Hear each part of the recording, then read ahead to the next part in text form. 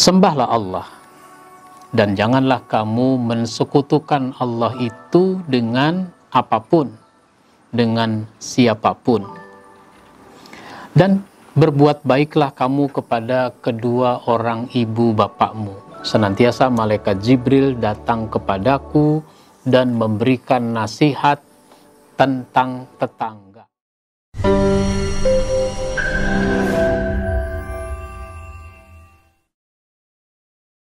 Assalamualaikum warahmatullahi wabarakatuh.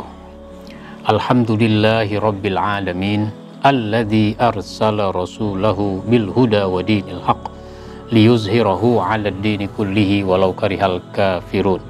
Asyhadu an la ilaha illallah wahdahu la syarikalah wa asyhadu anna Muhammadan abduhu wa rasuluh la nabiyya ba'dah. Amma ba'd. Saudaraku, para pemirsa yang dimuliakan Allah Subhanahu wa ta'ala, pada kesempatan ini kita ingin membahas secara berseri tentang akhlak kepada tetangga. Kita tahu hidup ini membutuhkan lingkungan. Kita tidak bisa hidup sendirian. Tidak cukup hanya kita sekeluarga. Kita juga membutuhkan tetangga. Tidak enak rasanya kalau orang hidup meskipun rumahnya bagai istana, kalau dia sendirian, tidak ada orang di kanan kirinya, depan belakangnya. Maka orang-orang yang ada di sekitar kita, rumah-rumah yang ada di sekitar kita, itu kemudian disebut dengan tetangga. Kita dengan tetangga saling membutuhkan, dan kita harus berlaku sebaik mungkin dengan mereka. Allah Subhanahu wa ta'ala menyebutkan di dalam Al-Quran, yakni pada surat An-Nisa ayat 36. A'udzu billahi minasyaitonir rajim. Wa'budullaha wa la tusyriku bihi syai'a wa bil walidaini ihsana wa bizil qurba wal yatama wal masakin wal jaril junubi wal jari zil qurba wal jaril junubi was sahibi bil jambi wabnis sabil wa ma malakat aymanukum innallaha la yuhibbu man kana mukhtalan fakhura. Sembahlah Allah, dan janganlah kamu mensekutukan Allah itu dengan apapun, dengan siapapun. Dan berbuat baiklah kamu kepada kedua orang ibu bapakmu. Jadi sesudah kita diperintahkan menyembah Allah, tidak mensekutukannya dengan apapun, dengan siapapun, maka perintah selanjutnya adalah berbuat baik kepada kedua orang tua. Lalu karib kerabat, berlaku baik kepada karib kerabat, keluarga besar, famili. Berbuat baik lagi kepada anak-anak yatim, wal yatama. Lalu kepada orang miskin. Banyak orang-orang miskin di sekitar kita dan kita harus memperlakukannya dengan baik. Tetangga yang dekat dan tetangga yang jauh. Tetangga yang dekat, di depan, di belakang, di kanan, di kiri, itu tetangga dekat. Kalau dalam struktur masyarakat kita sekarang, tetangga dekat itu ya se-RT itulah. Tetangga se-RT. Cuma sekarang karena format lingkungan rumah membuat yang dekat terasa jadi jauh.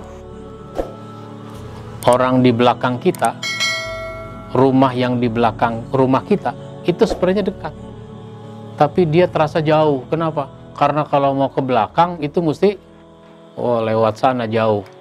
Lewat kanan jauh, lewat kiri jauh. Nah itu begitu. Jadi tetangga yang dekat. Nah kalau tetangga yang jauh, ya tetangga se-RW misalnya. Terus teman sejawat. Berlaku baik juga kepada teman sejawat, kepada para sahabat, kepada teman kita harus berlaku sebaik mungkin. Kemudian kepada Ibnu Sabil, orang yang dalam perjalanan, dan kepada hamba sahaya. Sesungguhnya Allah tidak suka kepada orang-orang yang sombong, lagi membanggakan diri, seolah-olah dia tidak membutuhkan orang di sekitarnya. Jangan sombong pada orang tua, jangan sombong pada keluarga, jangan sombong pada tetangga, jangan sombong pada anak yatim, dan seterusnya. Oleh karena berlaku baik pada tetangga sangat ditekankan, maka Nabi Muhammad sallallahu alaihi wasallam bercerita. Cerita apa? Cerita bahwa beliau sering suka didatangi oleh malaikat Jibril. Dan ternyata malaikat Jibril datang bukan hanya mau menyampaikan wahyu dari Allah berupa Al-Quran, tapi ada saat-saat malaikat Jibril itu datang mau memberikan nasihat kepada Nabi. Satu di antaranya dalam hadis riwayat Bukhari, Muslim, Abu Daud, Tirmizi, Ibnu Majah, dan Ahmad. Kata beliau, mazala Jibrilu yusini bil jari hatta zonantu annahu sayuwarrisuhu. Senantiasa malaikat Jibril datang kepadaku dan memberikan nasihat tentang tetangga. Maksudnya agar Nabi berlaku sebaik mungkin kepada tetangga. Sampai-sampai aku menduga, nah ini dugaan Nabi, sampai-sampai aku menduga bahwa tetangga itu akan saling mewarisi. Biasanya kalau ada yang mati terus meninggalkan harta, harta itu disebut harta waris. Nah, harta waris buat siapa? Ya, harta waris buat keluarga. Mungkin istri kalau suami yang meninggal, mungkin suami kalau istri yang meninggal, anak, cucu, orang tua, saudara, dan seterusnya. Nah, kalau seolah-olah aku menduga tetangga akan saling mewarisi, itu artinya dengan tetangga mestinya seperti keluarga sendiri. Jangan sampai orang berlaku buruk pada tetangga. Maka berlaku baik pada tetangga ini menjadi salah satu ukuran keimanan. Di dalam hadis lain riwayat Bukhari dan Muslim, Rasulullah Shallallahu Alaihi Wasallam menyatakan, man kana yu'minu billah wal yaumil akhir fal yukrim jarahu. Siapa yang beriman kepada Allah dan kepada hari akhir, hendaklah dia berlaku baik kepada tetangga. Berlaku sebaik mungkin kepada tetangga. Kalau kita sudah berlaku sebaik mungkin kepada tetangga, maka itu namanya kita menjadi orang yang terbaik di sisi Allah Subhanahu wa Ta'ala. Di dalam hadis riwayat Tirmizi, Rasulullah Sallallahu Alaihi Wasallam bersabda, khairul ashabi indallah khairuhum li sahibihi. Sebaik-baik teman di sisi Allah adalah orang yang terbaik dengan temannya. Kalau kita punya teman, lalu kita perlakukan sebaik mungkin, maka itu namanya kita menjadi teman sebaik yang terbaik di sisi Allah Subhanahu wa Ta'ala. Wa khairul jiran indallah khairuhum li jarihi.